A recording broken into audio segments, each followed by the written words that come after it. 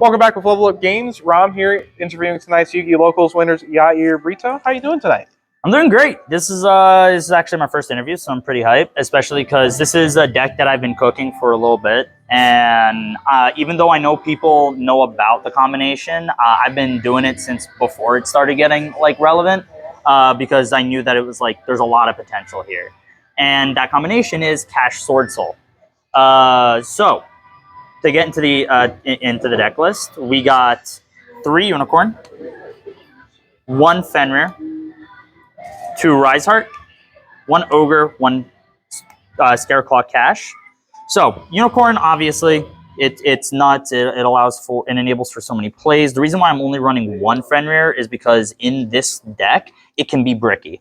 It's more just a combo piece rather than something you want to see in your opening hand. However, it's not the worst thing to see in your opening hand, depending on what the rest of your hand is. I know a lot of SwordSoul, Kashtira SwordSoul people run only 1 Rise Heart. Same idea of it just being a combo piece. I actually see it having a lot of utility, and that utility came in handy a lot today. For instance, I was having a very, simplified game state. That's what it was. I was having a very simplified game state. I just had Rise Heart. I drew a Birth for turn, and I was like, okay, cool. Normal summon, because I had SwordSoul stuff. The dude negated all my SwordSoul stuff, and then I went normal summon Rise Heart, effect banish Unicorn, and then I went activate Birth, and then Birth was able to summon out Unicorn, and then Unicorn get Theosis get Fenrir, Fenrir gets Scareclaw Cash, and then just do plays from then on. So that's why I love Rise Heart. Play 1 Ogre because I play Prep. A lot of people say Prep is bad. I very much disagree with that. Sure, the hand drip may never come up, but it does give that level of protection in case they open up an Imperm for your Rise Heart, since that's the majority of the time what I'm ending on. But on top of that, it's just one combo that I like to do is for whatever reason, I open up Prosperity a lot, so I'll banish one of my Rise Hearts with Prosperity, and then with the Rise Heart that I make, obviously these 2 are going to be the first things that I attach, but then the third thing I attach is the other Arise Heart. So if they out this Arise Heart, I make sure to detach the second Arise Heart, so it's banished face up. And Prep isn't like Birth where it says a non-XYZ cache, so you can summon the Arise Heart back from banished. So then and a lot of times people have to do a whole bunch of stuff to deal with 1 Arise Heart, that having to deal with a second Arise Heart, especially since the banish is soft once per turn, is great. And then Scareclaw Cash, because you want to have a way to get Theosis in rotation for Rise Heart. You want to have a way to banish it. And then also you're out to Baguska and other, and Avermax and other type of boss monsters. So that's great. That's just the idea.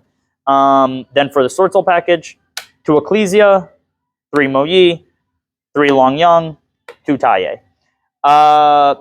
2 Ecclesia because I love seeing it going second, hate seeing it going first. It's committing my normal summon for something that's most likely going to get ashed. But because it's great going second, that's why I'm running 2. Moyi, I'm running 3. I really don't like Moyi in this deck because I primarily use Taye to go into my 8s because it, backs your cracks boards. But you need to have consistency. So I run 3 Moyi. 3 Long Young because Long Young's nuts. 2 Taye, definitely not 1 Taye. See a lot of people running 1 Taye. No. 2 Taye is very necessary. So many times I'll go Long Young, pitch Moyi to make Baron before I do anything else. And then I go normal summon Taye. And because of the fact that since I'm not running 10Es, it doesn't really matter. I'm just using it as a chain block. Next, we got hand traps, 2 Ash, 2 Droll, and I guess since these are also hand traps, 3 Imperms. Yeah, it's a very low lineup, but I see them pretty frequently. I see them frequently enough, and they don't brick, and these are all great right now. I mean, Ash is mid at the moment, in my opinion. To be fair, I've been a little bit out, but I'm probably going to change these for Ogres in the future, just because Ogre is really good right now. Next, we got the spells. Terraforming in 3 planets, self-explanatory, the shit's crazy. 2 Birth, people run 1 Birth. I love Birth. So much. This allows for so many play extensions, extra disruption. If you're going up against super heavy samurais and you have like Shangri-Ira and Birth over here, you go, if they put, I forget which one's the first skill that like places the other one and then summons it. But if they activate it, then you can chain, what's it called? They activate it and use the effect. You chain Birth because it's on the activation, right? And then, or rather, they activate it, and then you go Birth, lock out the other scale, so it doesn't matter. It's gone. And then on top of that, it's also the follow up. Follow up's great. One Theosis. I keep going back and forth between 1 and 2 Theosis, honestly, because I do like having the second Theosis for follow up. But because usually my follow up is SwordSoul, not Cash, that XYZ lock hurts. I might go to 2 Theosis just because I oftentimes find myself in a situation where I'm like, I need a Theo, like I have Birth already, and I'm just searching Birth with Unicorn. So it would be nice to have a second one, but 1 is good. I never miss the second one. I just kind of want it. For the SwordSoul spells, just 3 emergence, 3 emergence, and then 1 blackout for them. That's self-explanatory. 3 prosperities. This is great. This is how you bridge both the archetypes. On top of that, it also I opened this like maybe all but like 1 or 2 hands today. Like this card loves me, and it helps me like make my bad hands better or my really good hands nuts. Like if I can get a Rise Heart and then I go Prosperity, I can then automatically like attach one of these, which is great. So Lance, not sure how I'm feeling about this. Honestly, I put this in here just to protect me from Imperm. Never came up, ever. Preparations, because of what I already spoke about regarding preparations.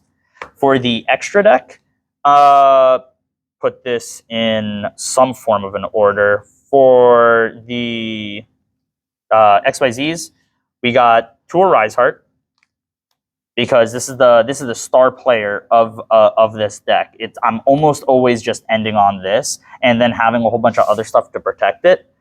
Then we have 1 Shangri-Ira.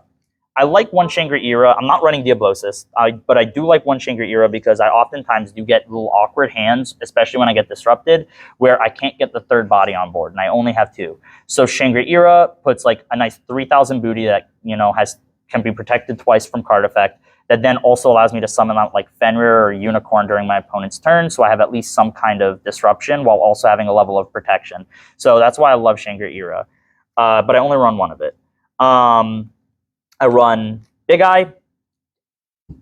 I never go into it ever, but you kind of have to run Big Eye because when it comes up, it comes up. Dark Arm, Dragon of Annihilation. This card is nuts. It is great, especially if you have a Theosis engraved that you want to start getting value out of. You can use its effect, banish the Theosis, or rather, because of the fact that it's not a once per turn, I'll use the effect, attach like Unicorn, banish the Unicorn, and then use the effect again, detach whatever is left on there, banish the Theosis, add back the Unicorn. So Dark Arm's great. Then last, so that's it for the XYZs in the extra deck. Now for the synchros, we got 2 Chi-Zhaos. Obviously, it's SwordSoul. You got to run 2. The reason why I'm not running 1 is because the second one comes up a lot for follow-up. Then I'm also running 2 Baxia.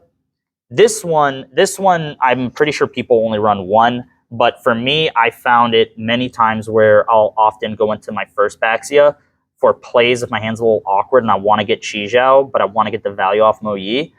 So I usually go, so sometimes I'll go into 1 Baxia and get no spin out of it, but I want to have the second one for the crackback. So I really like 2. We got the Cheng Ying. Cheng Ying, I don't really go into, but I had a couple games where I already went through Baron or whatever, and then they hit me with like Rivalry, right? Because I have Psychics and I have Worms. So having the Cheng Ying to just be a big beat stick, especially once like the cash stuff starts going and you're banishing a whole bunch of stuff, is great. Draco Berserker of the Tenyi, this thing's a sleeper. Obviously, everyone knows about it. It's great. It's a great OTK machine. It's not my go-to, but it does come up in a pinch, especially if they have like a big boss monster that you have to beat over. Then the last synchro is Baron. This Baron is great. Obviously, everyone's running it. It's very necessary in this deck. You can make it a lot on your 4th summon by going special summon Unicorn, using Long Young effect. Boom, make Baron. And then now you have a protection for your plays, as well as like Nib and stuff like that. Then the last 3 cards are just for prosperity fodder. Got Garua, Natis, and Donner. So Donner is technically supposed to be Infinitrack Goliath. I just haven't been able to find it because that card's great. But don't get me wrong, I do actually really love Donner. This card has saved me many times when I've gotten nibbed and I was able to clear it and clear another monster off the board. Many times. On top of that, I've also had instances where I would have like a Rise Heart on board that I didn't use the effect of, and then like a SwordSoul monster. And then I just use those two to clear the board to get Donner so that I can special summon out like Unicorn and stuff. So it's great. Then for the side deck, so I have 1 extra deck card in my side, and that's Red Eyes Flare Metal. Time is a thing. I'm running also 3 Kurikaras. I love the card. It's my favorite card, hence the mat. It's beautiful. It's really good. I never comes up in my hand, and when it does, my opponents play around it heavily. So I can't actually even tell if it's good or bad, but considering the price hike, I'm going to assume that this is pretty good right now. So there's that. Then I'm running 3D Shifter, because Shifter is nuts right now. I don't want to main it just because of the fact that it can conflict with my SwordSoul stuff a little bit, not to the point where it matters, but if I win die roll, I want to get value off of it. But going 2nd or 3rd, Shifter is going right in. Especially if it's like purely or super heavy samurai. Absolutely. Especially because of the fact that if they get hit with Shifter and I make a Rise Heart, it's like, deal with your Rise Heart, sure. I don't care. That's fine. Shifter. Triple thrusts. And then the thrust targets are going to be Dark Ruler, Lightning Storm, Dark Hole, Tactics, and a Pointer. Self-explanatory, pretty much. I love a Pointer. I had a game today where I was going up against Flu, where it was a very awkward hand, but I opened up a Pointer and prep, and I ended with with a Rise Heart. It was either a Rise Heart or Shangri-Ira. I'm pretty sure it was a Rise Heart, but no, it was Shangri-Ira. That's what it was. Shangri-Ira with Fenrir. And then I went standby phase during his turn. I flipped up Prep, and then I went Shangri-Ira effect, and then he went Imperm, and I was like, cool. Prep, look at hand. The dude had a Stree, 2 Iguins, and 2 maps. So I just banished one of the maps, used a Pointer, banished the other map. Dude can play after that. So I really do like this. Lightning Storm is great. Dark Hole, because Ibli, as well as any type of thing that Branded likes to bring out onto your board that isn't the gimmick puppet, right? Nothing that lingers. Dark Hole's great. Tactics is Tactics. And Dark Ruler no more for, super heavy samurais. And that's the deck. Appreciate the insight on the deck. Definitely feels nice when you figure out a list before other people start to catch on to it. You really get to feel that sense of pioneering the strategy. And glad it worked out well for you tonight, finally finding a good victory. Once again, congratulations on the win. Hope you have a good night. Thanks.